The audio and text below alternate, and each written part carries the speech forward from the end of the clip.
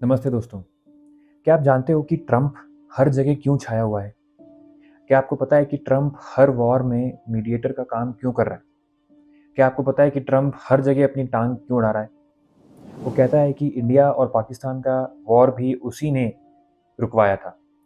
इस पर मोदी यूएस गए और वहाँ पर जाके इसके मुंह पर बोल कर आए कि भाई तूने कुछ नहीं किया था, हमें पाकिस्तान से सीधा कॉल आया था। अभी ईरान और इजराइल में भी वो सीज़ फायर करवा के आया है। उसने बोला कि मैंने ईरान और इजराइल में पीस टॉक्स इनिशिएट कर दिए हैं और अगले 6 से 12 घंटे में दोनों देश पूरी तरह से सीज़ फायर कर देंगे। उसके ये स्टेटमेंट आने के कुछ ही घंटों बाद दोनों ने सीज़ फायर का वायलेशन कर दिया। तो क्या रीज़न है कि ये हर पीस टॉक्स का क्रेडिट खुद खाना चाह रहा है? इसके मल्टीपल रीज़न्स हैं। जब से ट्रंप प्रेसिडेंट बना है अपनी सेकंड टर्म का, तब से इसके एडमिनिस्ट्रेशन में काफ़ी कॉन्फ्लिक्ट्स देखने को मिले हैं।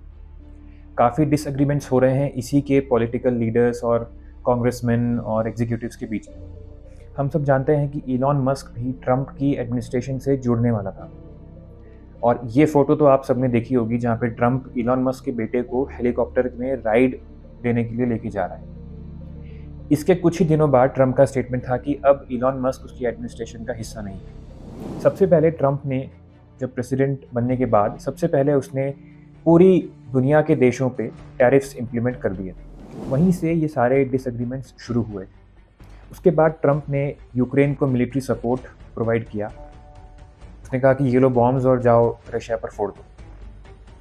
ये नेटो के पॉलिसी का डायरेक्ट वायलेशन था। इसीलिए अब नेटो में जो और देश हैं वो अब ट्रंप को या अमेरिका को एक रिलायबल, एक सिक्योर लीडर नहीं मान रहे।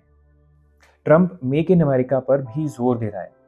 एप्पल के सीईओ टिम कुक को भी उसने कहा था कि अगर इंडिया में आपने मैन्युफैक्चरिंग को बढ़ाया तो देयर विल बी कॉन्सिक्वेंसेस। उसके बाद काफ़ी लोगों का ये बोलना है कि ट्रंप जिस तरह से बात करता है, जो उसका कम्युनिकेशन स्टाइल है, वो अच्छा नहीं है। वो बहुत इनफॉर्मल है। इसकी वजह से भी इसके जो इंटरनल जो इसके एडमिनिस्ट्रेशन में लोग हैं, वो भी इसको नापसंद करते हैं। ये सब रॉन्ग रीजंस और इन सब चीज़ों की वजह से ट्रंप अपनी इस बिगड़ी हुई इमेज को अब सुधारने की कोशिश कर रहा है। ट्रंप चाहता है कि वर्ल्ड में कहीं भी कुछ भी हो, बस ट्रंप का नाम आगे होना चाहिए।